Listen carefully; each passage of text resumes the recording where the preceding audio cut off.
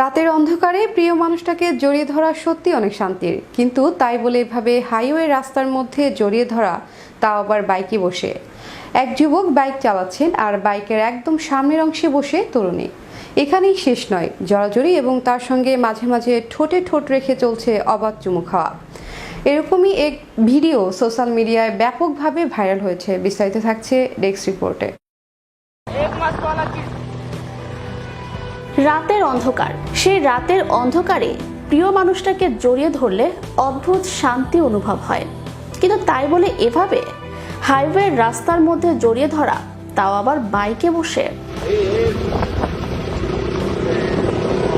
ভিডিওতে দেখা যায় এক যুবক বাইক চালাচ্ছে আর সামনে একজন বসে আছে।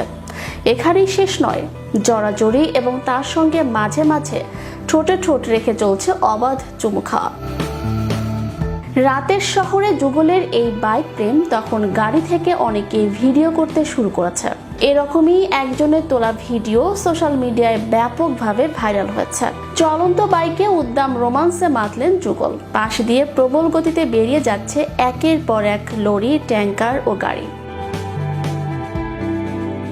তাতেও কিছু যায় আসে না তরুণ তরুণীর।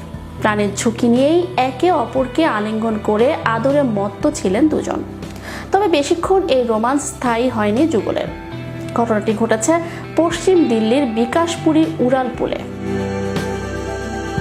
খবর পেয়ে দিল্লি পুলিশ দুজনকেই গ্রেফতার করে। রাস্তার মাঝে দুই যুগলের আদরের ভিডিও ভাইরাল হতেই তা দ্রুত সমাজ মাধ্যমে ছড়িয়ে পড়ে। ভাইরাল সেই ভিডিওয়ে দেখা গিয়েছে এক যুবকের বাইকের একদম সামনের অংশে বসে রয়েছেন এক তরুণী। দুজনে মুখোমুখি বসে তরুণী ওই যুবকের গলা জড়িয়ে আলিঙ্গন করছেন। গগনদীপ সিং নামের এক ব্যক্তি নিজের এক্সে এই ভিডিওটি পোস্ট করেছেন। ভিডিও দেখে চমকে উঠেছেন নেটিজেনরা। যেভাবে এই দুজন প্রাণের মায়া না করেই বিপজ্জনকভাবে গাড়ি চালাচ্ছিলেন, তাতে বড়সড় দুর্ঘটনা ঘটতে পারত বলে মনে করছেন নেটিজেনরা। কারণ তরুণী এমনভাবে বাইকের সামনে বসেছিলেন, তাতে ভালো করে সামনের রাস্তাও নজরে পড়ছিল না তরুণটির।